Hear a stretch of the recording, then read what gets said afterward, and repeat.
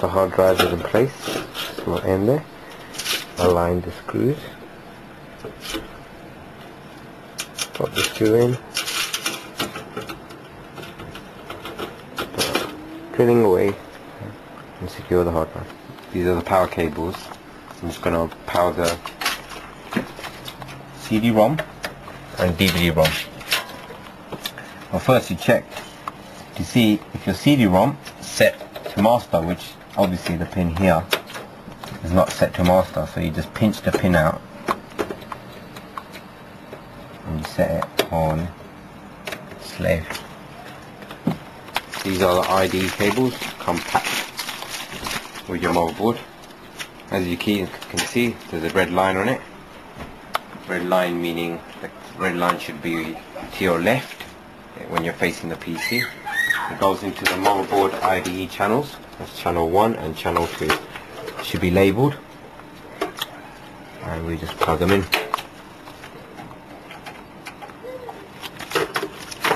So I'm going to use one channel. And we should be fine. Right, that's all the IDE connections all completed. Now you see in the case, see a cable coming out. These say power LED, hard drive LED, and that says reset LED, and power switch. These need to be connected on your motherboard. They're usually located at the bottom left hand corner of your main board. Now these go in according to your motherboard manual, so you have to look in your manual. Done. All the cables are now rigged in. As you can see, convenience, I'm going to install the cold cathode fluorescent lighting early, also known as neon tubing.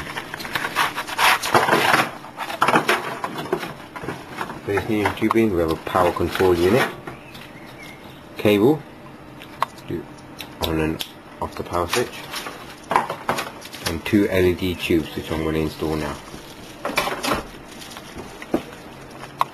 Right, neon tubing is now in the case, lined up.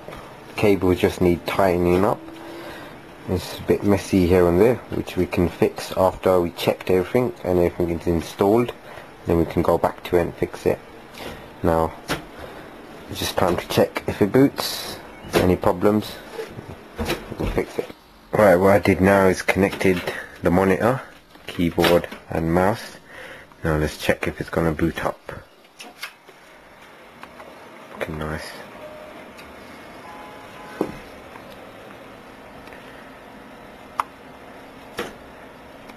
Yeah, seems fine. BIOS system now. It has detected my processor, my memory and my hard drives. Just checking the BIOS if everything's okay. Everything seems fine. Hardware monitor, CPU temperature at 29, motherboard temperature at 27, CPU fan, chassis fan not included. Boot first boot, we'll just change that into hard drive, into the CD-ROM drive actually.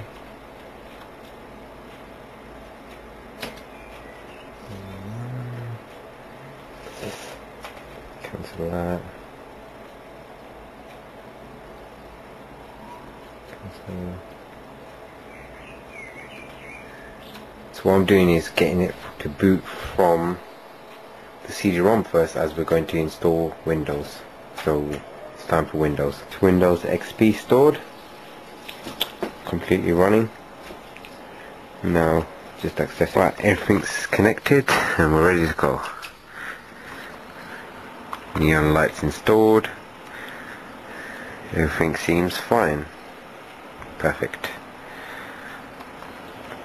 Great. Finally, thank God, it's fully finished. As you can see, it's got a 12mm neon fan with color changing. Back Red. That's fine. CD-ROM and DVD-ROM. Side panel casing lights. Windows XP fully loaded.